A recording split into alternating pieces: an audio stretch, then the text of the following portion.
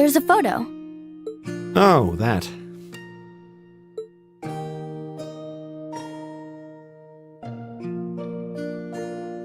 Aww, look at cute little Machias there. He looks like he had such a sweet disposition. Yeah, before he grew up to be a stubborn old nag. Stop nitpicking people's old family photos! Honestly. The governor looks the same as ever, though. Is that woman next to him your older sister or something? Close enough. She was a cousin on my father's side of the family. Since she lived quite close, she often came to visit. Our family was just my father and I, so having her around was a big help. The way you speak about her seems to imply you no longer see her. Did she get married and move away? She died. Around 6 years ago. Oh. I see. And that has something to do with why you hate the nobility, right? So... I never really planned on telling anyone about this, but considering all we've been through, I suppose it's time I told you a little more about me. It's a long story, but would you hear me out? Of course. Absolutely. Glad to. Thanks. Sis was 9 years my senior. Beautiful, kind. To me, she was in every sense the ideal woman. Now, as I said earlier, we're a family of commoners through and through. But my father proved to be a very capable government official. And eventually, he was promoted to an important government position, where he started to make a name for himself. Honesty and integrity are a core part of his work ethic. So, of course, he made his fair share of enemies. But after seeing success in a number of major projects, he gained a reputation both inside and outside the government. My mother died when I was still young. But Sis happened to live around here and ended up helping us in more ways than I can count. Since she was his niece, my father always made a fuss over her. And even though she didn't live in the same house, she was like a real sister to me, and a real daughter to my father. I was always so proud of her. As a child, she was practically my idol. And as you'd expect, she had countless admirers among the men of the city, but for all her popularity, she was always level-headed and sensible. So I never felt I had anything to worry about, until he appeared. He was one of my father's subordinates at City Hall, though unlike him, he was a noble by birth. A man of high rank, too. The heir of a count. However, he had none of the arrogance or haughtiness one usually associates with the nobility. When I met him myself, he came across as an honest and loyal man. He met Sis when Dad introduced him to her one day, and eventually the two of them fell in love and began a relationship, despite the difference in their social status. As a child, I was frustrated beyond words, but even I had to admit that the two of them made a good couple. And Sis seemed so happy when she was with him that I had no choice but to let it go and accept their relationship. Time went on and they became engaged, with Dad acting as the go-between. And that's when everything started to fall apart. His family couldn't have been more blatant in their attempts to undermine the relationship. Apparently, one of the 4 great houses, House Cayenne, proposed an arranged marriage on short notice. And the Count's family were up in arms at the thought he might choose to take a mere commoner as his wife. Since my father held an important post, they were limited in how shamelessly they could try to sabotage the marriage. But they began to harass and threaten her in secret every way they could think of. They made her life a living hell.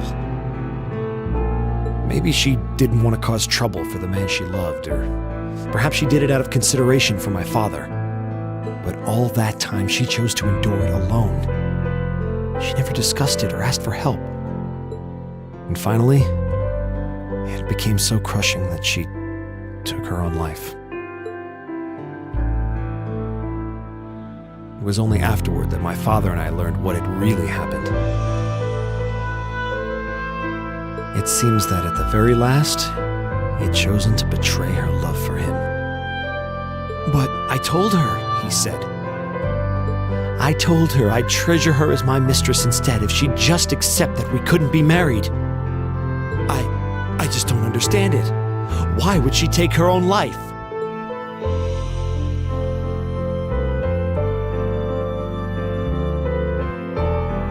After that, my father seemed to redouble his efforts. It was like watching a machine kick into high gear. With the help of his ally, Chancellor Osborne, he was able to wrest control of City Hall from the noble faction.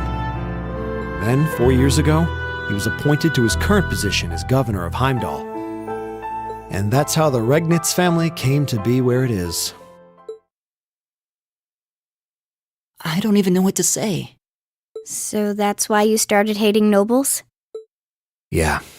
I was so furious at Sis's death. My hatred needed to be directed at someone. Anyone. First I blamed her fiancé, then his family, then the family of the Duke who tried to intervene. In the end, I just hated the nobility as a whole. The people, their culture, the entire idea of social classes. I desperately wanted the strength to win against them. To show how right I was. How wrong they were. But deep down, I knew the truth about my hate. I knew I was taking out my anger on people who didn't deserve it. People who had done nothing wrong. You did? They may be from different social classes, but people are still individuals. Sis's fiancé was faithful to her. He just wasn't strong enough to shield her from all that ugliness, despite his love. And the Count and his family were only acting in their best interests, which is to be expected, really. Ultimately, I've had to acknowledge that not all commoners are good people, and not all nobles are unworthy of respect. Eustace might not have done much to change my opinion. But getting to know you two showed me that there are nobles who live up to that name. Machias. I have no idea how my father feels about all of this, but this is how I've come to feel. I see.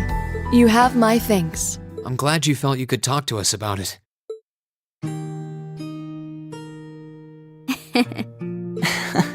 Still, I don't think it hurt to be a bit more honest with yourself. If you're willing to admit all of that, maybe you can find it in you to be friends with Eustace too. Are you kidding me? I might accept that not all nobles are bad, but that arrogant, self-centered fool can go choke on a palm. Always mocking me for spending so much time studying, or telling me I need to get out more. I don't think he goes quite that far. Besides, I don't think he does it on purpose. He doesn't mean any harm. That's the most irritating part! He does it without thinking! Well, that was a good coffee break, wouldn't you say?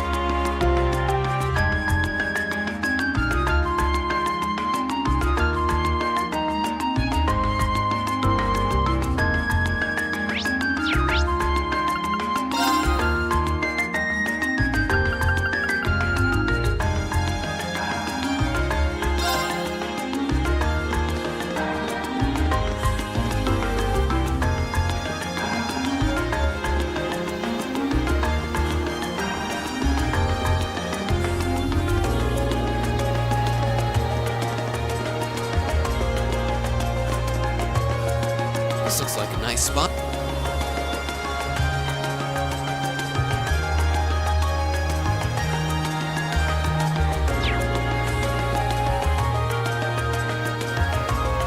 Ooh, this looks like a good spot.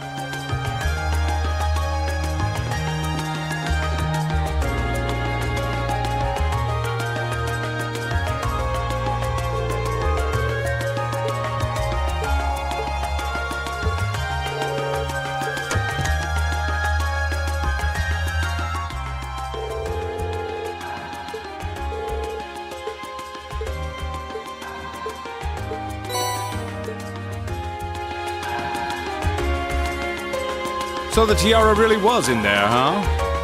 Now I'm wondering if the last passenger who stepped off the tram was Phantom Thief B himself.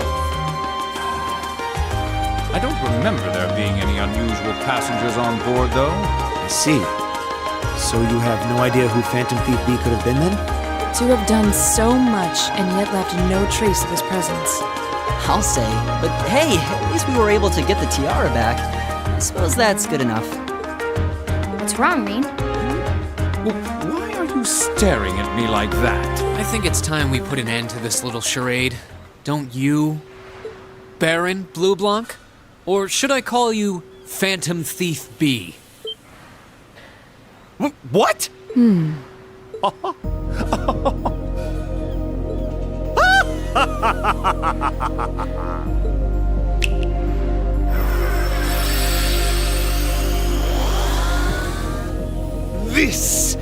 This savory taste is why the unripe fruit is the most delectable of all. Wait, aren't you the Baron we met earlier? But that mask... That's the mask of Phantom Thief B. Allow me to introduce myself once again. I am Phantom Thief Blue Blanc, otherwise known simply as Phantom Thief B.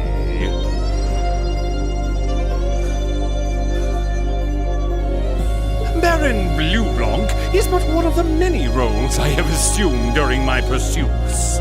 Incidentally, might I ask when you first discovered my true identity? It didn't really take much discovering. You went out of your way to show up in the Crystal Garden after all. Now, maybe it's just me, but I find it hard to believe you were seriously trying to hide your identity to begin with. Your disguises, nothing short of perfect, I have to admit. But with all the work you've put into this, I suspected you might come check on us near the end of your little game. Ha ha! I see! Excellent deductive reasoning. Simply splendid! But why would you do something like this? Why go to all the trouble? Ah, does that interest you? Must there be a motive? Nah, now that we know your identity, there's nothing more to discuss. Theft is a crime.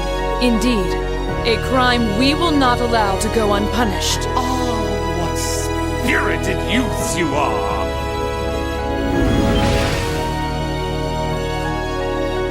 What? How did he do that? Just a little trick I like to keep up my sleeve. Regardless, you have provided me with plenty of sport and more than enough entertainment for one day. I'll be watching your future achievements with keen interest. Ladies and gentlemen, until we meet again, I bid you adieu.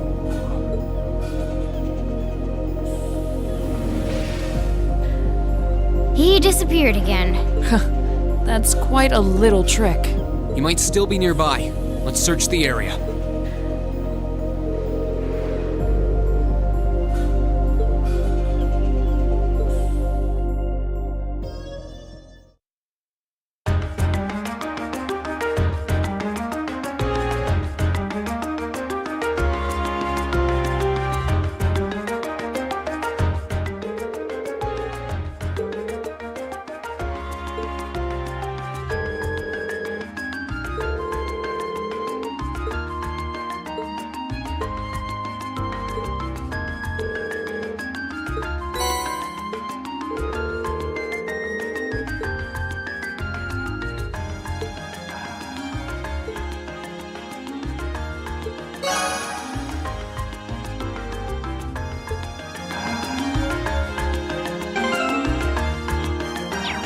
My turn!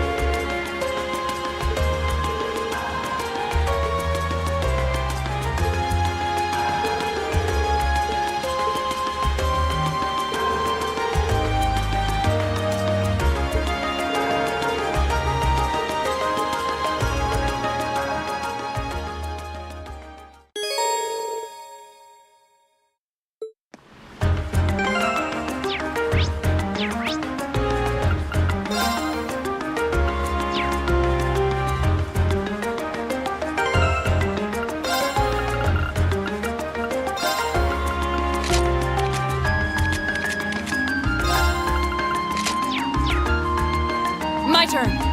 I'll handle it. Here we go! Right. Of course.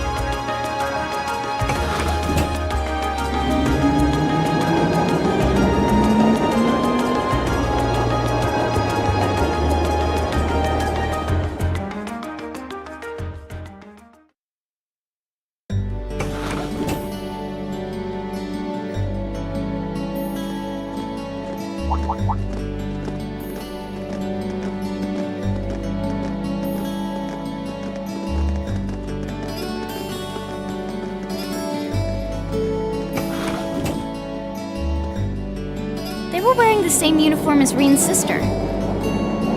Yeah, they must go to St. Estrella too. So, the famous St. Estrella Girls' School is around here, huh?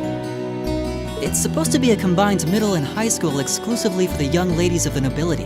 Yeah, this is one part of the capital that the masses have no reason to visit.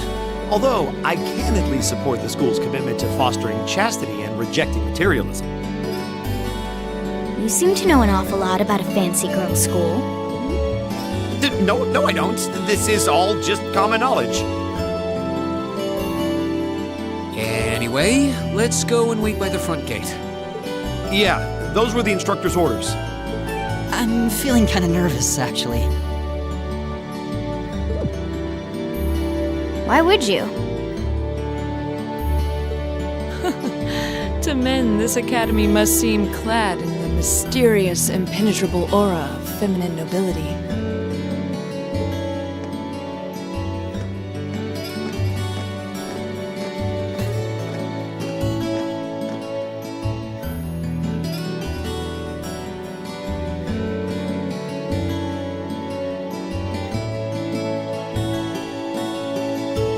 I was wondering, did you not want to come here, Laura? My father did recommend it to me, but they offered no classes in the martial arts. That alone was reason enough to look elsewhere. I can totally understand that. Though I get the feeling Laura would cause a real uproar if she went to a school for genteel young ladies. Yeah, I can picture the chaos now. Oh? I have a number of acquaintances who attend there, and from all I hear, it does seem to be a wonderful school. I've heard that even Princess Alphen herself is a student there. I've heard that too. Princess who? You've seriously never heard of her? I know you're not from Erebonia, but even still. To be fair, I wouldn't be surprised if plenty of Erebonians didn't know who she is. Princess Alphen is the daughter of our reigning emperor, His Majesty Emperor Eugent. She's supposed to be as sweet as an angel and popular with everyone. Is that so? Actually, I believe she's the same age as Fee. I've had the opportunity to meet her once before. She truly is as charming as the rumors suggest. I figured as much. I've seen photographs of her plenty of times in magazines, though I've never had the opportunity to meet her. Sounds like she's in the same school year as Elise. Come to think, she has a twin brother too, Prince Cedric. He's the crown prince of Erebonia. Oh, right. I think I've seen a picture of the prince in a magazine before. Dark blonde hair, like Eustace's brother, right? Oh, I think you're thinking of Prince Oliver. He's Cedric and Alfin's older brother. Why isn't he the crown prince then? I've heard the reason is that his mother was a commoner. It seems like a stupid reason to deny him the right of succession, but that's how nobles do things. I feel like I've been hearing his name a lot lately. He made a big splash when he came back from Liberl aboard that airship. You know the one, right? You must be referring to his return aboard the Arcel, after the crisis in Liberl was put to rest. Yeah, I remember seeing that. It really made a big impact. I'd never seen an airship that looked so white and elegant before. I believe my father went to welcome the prince back in his capacity as imperial governor, too. And yeah, now that you mention it, that does seem to be when I started hearing his name around a lot more.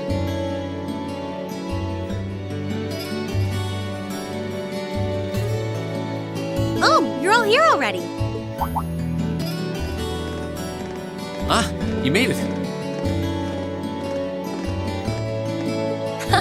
It's good to see you all again. You're a bunch of early birds, aren't you? Well, we just about finished up everything we had to do when we got the call to meet here. Were you able to finish up everything on your end, too? As if we'd leave any loose ends. If not for our unfamiliarity with the city, we would have been finished this morning. Every time. Looks like getting these two to kiss and make up will be an uphill battle. Well, some say that when someone gets under your skin, it means you really care about what they think. Wait, did you two? I figured the girls would be the first to notice. Of course.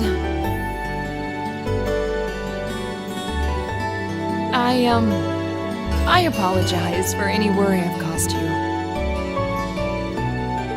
We're fine now.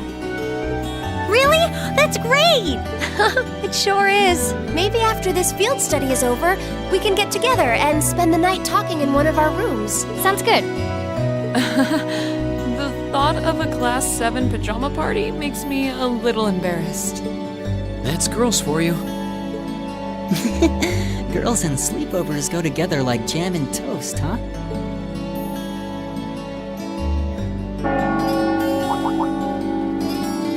That must be Heimdall Cathedral's bell. It has a solemn, stately sound, wouldn't you say? It sounds so different from how it does in the Ost district. Though that makes sense considering the distance. That bell ringing must mean it's 5 o'clock, which means it's almost the time we were supposed to meet here. Rain? Elise, what are you doing here? Wait, I guess this is your school, so where else would you be? Yes. I see all of your classmates are with you, too. It's only been a week since we saw you, hasn't it? Well, we were told to meet here. Wait a minute. Are you the ones? The 9 guests I was told to expect at 5 o'clock sharp? Well, there are 9 of us in Class 7. Wait, what? Then that would mean you're the one we were told wanted us to come here? Actually, I suspect that would be a friend of mine. Why does she always have to be such a mischief maker? I swear. She could have at least given me a little warning that you were coming. Elise?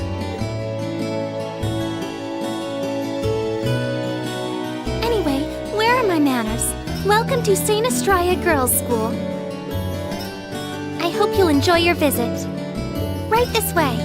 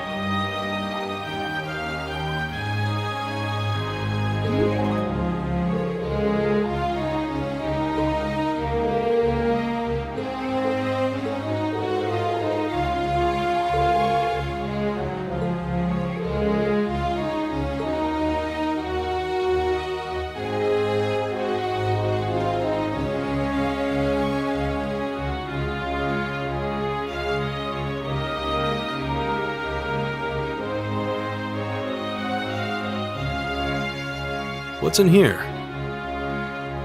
It looks like an indoor garden. This is the Academy's Rose Garden. The person who called you here is waiting inside. Who did call us here anyway? Whoever they are, they must have considerable social standing. Your Highness, I brought the guests. Thank you. Please show them in. Oh, No way. Hey, Elise, is that... You don't need to ask when you already know. Now, if you'll follow me.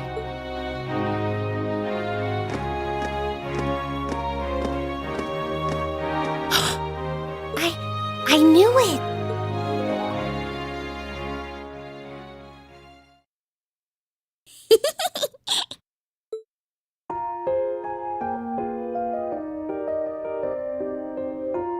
Welcome, ladies and gentlemen of Class 7. My name is Alphen. Alphen Rice Arner. It's a pleasure to meet all of you.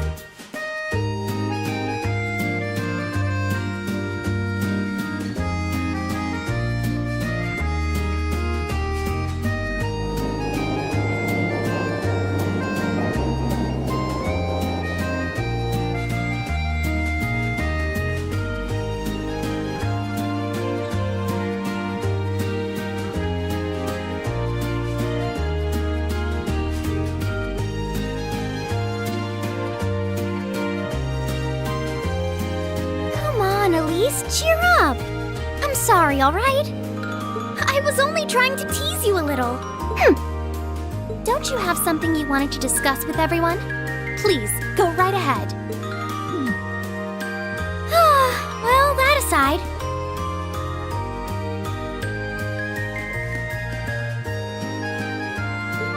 It's been a long time since I last saw both of you, Eustace and Laura. I'm glad to see you're both well. Likewise, Your Highness. You've become even more fetching since we last met. Aw, thank you! I was rather hoping that you'd decide to enroll in Saint Estrella too. But it seems you chose to attend Thor's after all. Well, I've committed myself to following the way of the sword, and Thor's gives me a place to hone my skills. I apologize for not being able to live up to your expectations. First I lost Angelica to Thor's, then you too. Perhaps I should just transfer there next year myself. Your Highness. Got you to look. But Well, she seems lively. she seems far more easygoing than I was expecting. I've heard plenty about her, but none of that prepared me for meeting her in person. So, this is what it's like to be in the presence of royalty. It's actually rather overwhelming. I can see why people always compare her to an angel. Me too.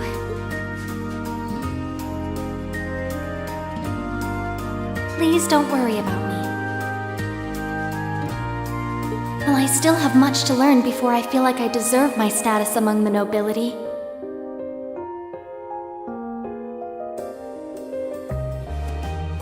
I've been blessed with wonderful friends, and I'm enjoying life here at the Academy. Well, she does seem to have at least one wonderful friend. Kind of an understatement when that friend happens to be Princess Elfin. I'm particularly happy to finally be able to meet you, Reen Schwarzer. Elise has told me so much about you. Your Highness! I'm honored that you'd say so. Elise always mentions in her letters what a great friend she has. As her brother, I wanted to thank you for that. Reen! Oh, it's so refreshing. You're every bit the person Elise says you are. Perhaps even more so. Huh? Actually, I have a teensy-weensy favor to ask. Do you think I could join Elise in thinking of you as my dear brother as well? What? Your Highness! You see, Elise has spoken of you so often that in my heart, you've already come to feel like family. And now that I've had the opportunity to meet you, I fear I simply can't suppress these feelings any longer. I have 2 brothers already, of course, so I'm sure it won't take long to adjust. I couldn't possibly. I mean, That's enough, Your Highness. Aw, don't be so stingy. Surely it wouldn't hurt to share him with me a little. Anyway, that aside, the reason I called you here today was not to talk with me. There is someone else who would like to meet you. Why? It's not like we're famous. Who do you mean?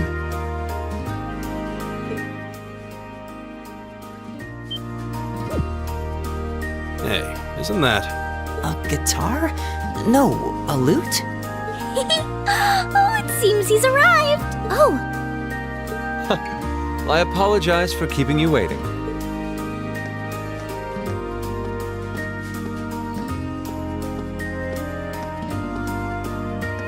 it's a pleasure to see you again.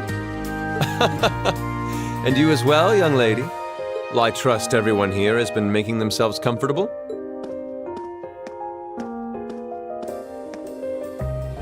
Who's this guy?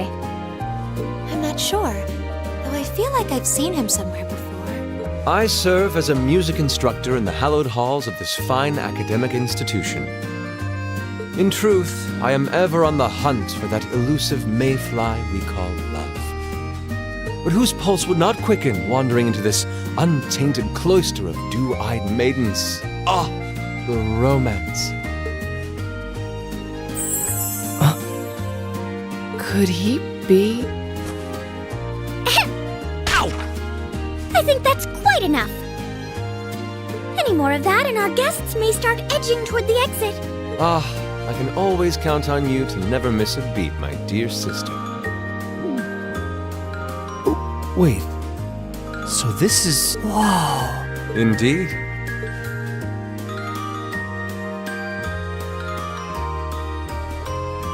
'Tis I, Olivert Rice Arner, also known by some unscrupulous individuals as the debaucherous prince.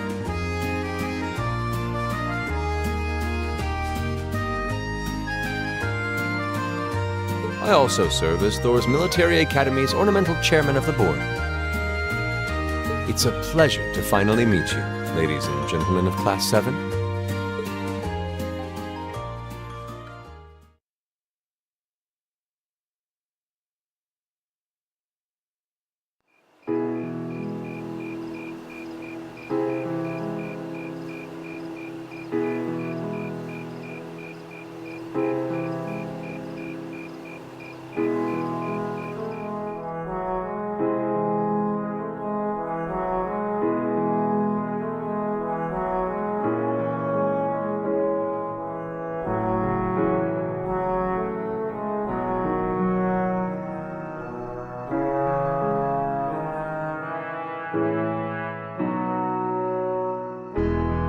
I have to admit, I was surprised to learn that you're the chairman of the board of directors, Your Highness.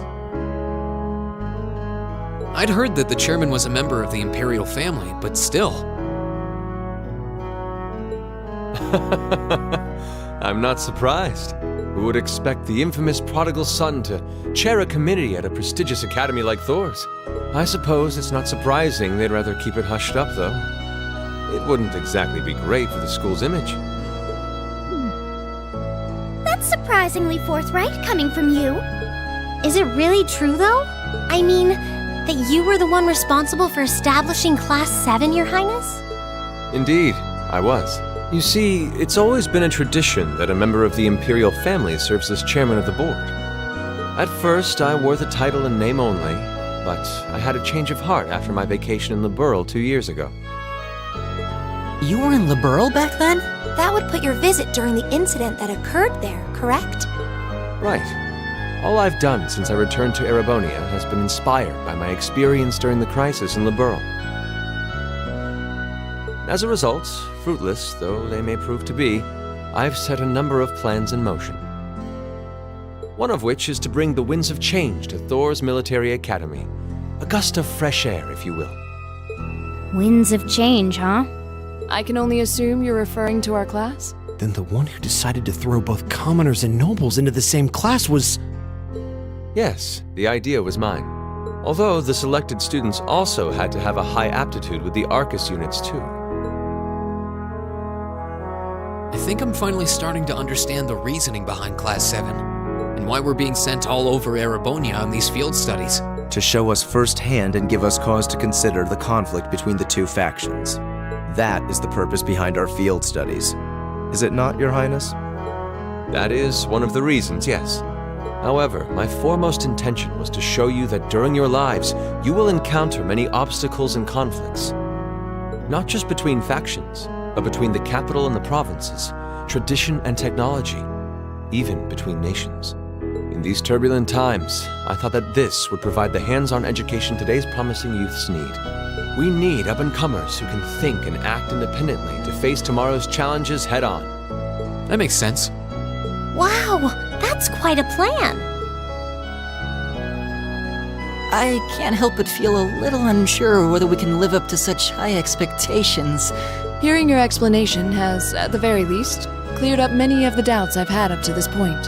Class 7 does seem like an ideal environment to expand one's outlook on life.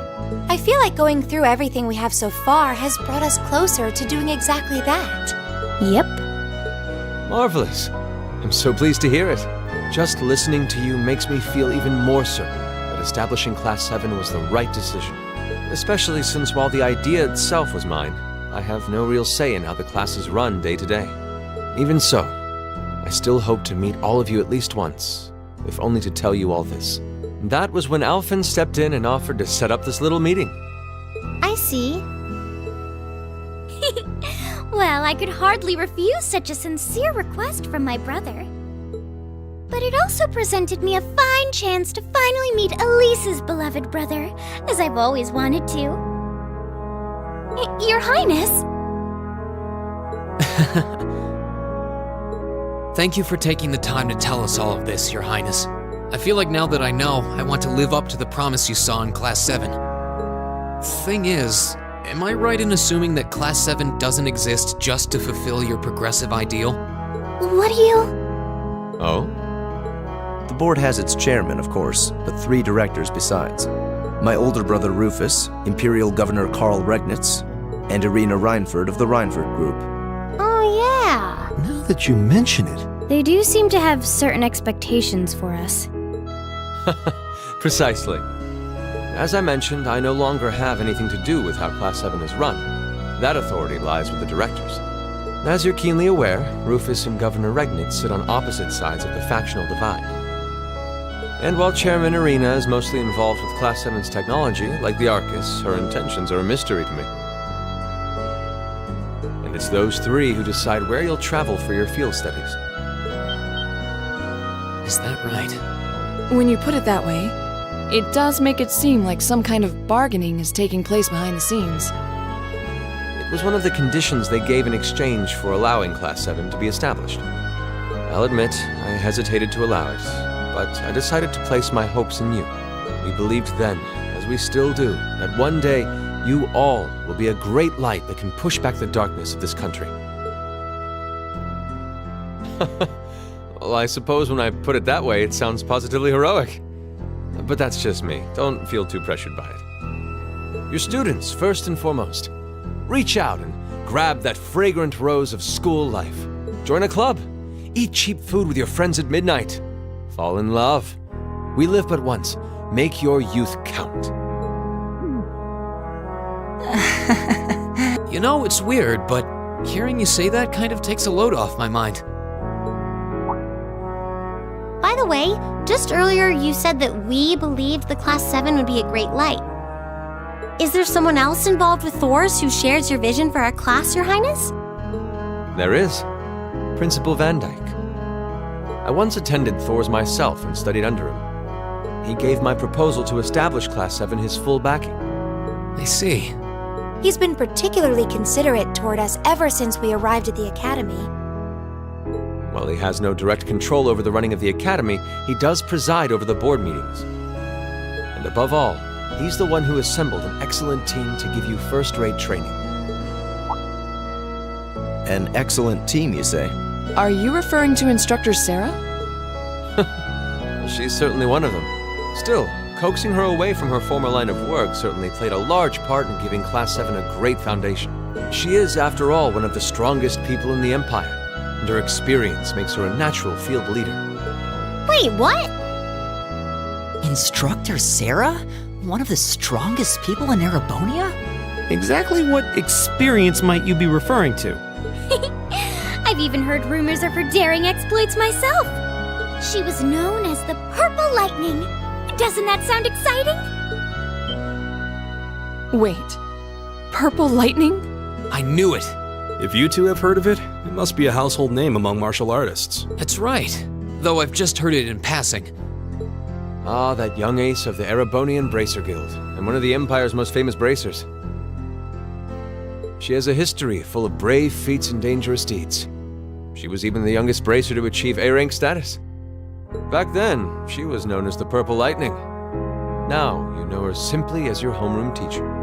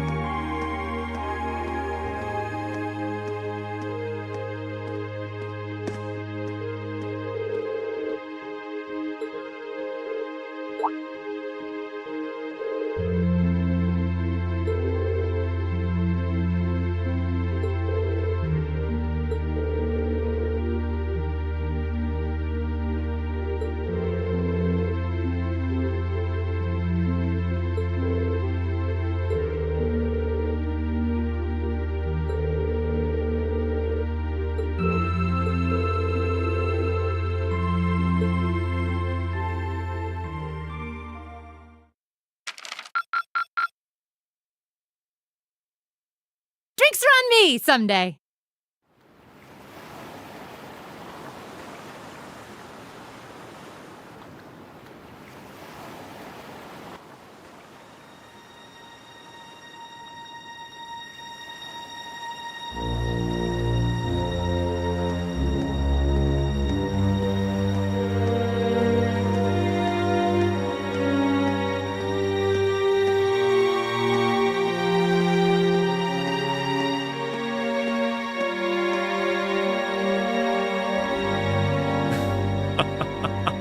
The time is finally at hand. At last, the hammer of judgment shall rouse this indolent capital from its slumber. Yeah!